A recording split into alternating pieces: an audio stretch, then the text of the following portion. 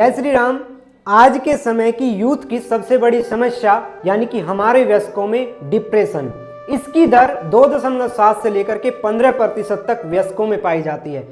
औसतन भारत की कुल आबादी में 5 करोड़ लोग ऐसे हैं जो डिप्रेशन के शिकार हैं। डिप्रेशन आता कहां से है? जब हम चिंताओं में घिर जाते हैं तब डिप्रेशन का निर्माण होता है, तभी डिप्रेशन आता है। उस इंसान को डिप्रेशन सबसे पहले होगा जो किसी भी काम को अपने को समय पर नहीं करता है और किसी काम को करने की इच्छा नहीं रखता है। आप देख लेना, कभी भी डिप्रेशन उसी इंसान के दिमाग को घेरता है जिसका दिमाग खाली होता है।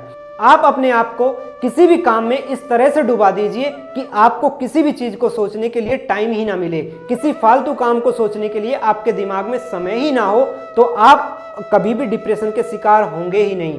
अपने आप को इस तरह से काम में लिप्त कीजिए कि आप किसी और चीज के बारे में सोच ही ना सकें।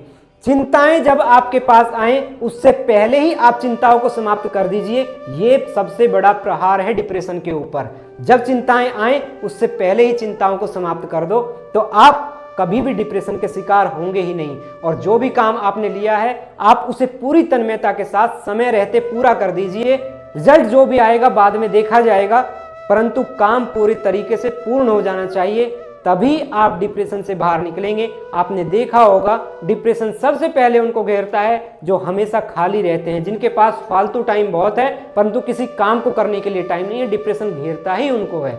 और डिप्रेशन कोई ऐसी बीमारी नहीं है जिसका इलाज मेडिसिन में हो। मेडिसिन केवल और केवल आपको गुमराह कर सकती हैं। डिप्रेशन जो है ये आपके मन की प्रबल इच्छा से ही जा सकता है। जब तक आप नहीं ठानेंगे कि मुझे अपने अंदर से डिप्रेशन को बाहर निकालना है और अपने आप को किसी काम में व्यस्त इस तरीके से कर देना है कि जो भी मैंने काम लिया है उसमें पूरी तरह डूब जाना है, तभी आप इस डिप्रेशन को खत्म कर सकते हैं। और अन्यथा आप कितनी भी दवाइयां लेते रहिए, आप केवल सोते रहेंगे या अपने आप को गुमराह करते रहेंगे, आप डिप्रेशन से बाहर नहीं निकल पाएंगे। आपके मन में जब तक दृढ़ निश्चय नहीं होगा तब तक आप डिप्रेशन से बाहर नहीं निकलेंगे। मैं फिर से कहता हूं, चिंताएं जब आए उससे पहले ही चिंताओं को समाप्त कर दीजिए। आप कभी भी डिप्रेशन में नहीं जाएंगे। जय श्री राम। धन्यवाद।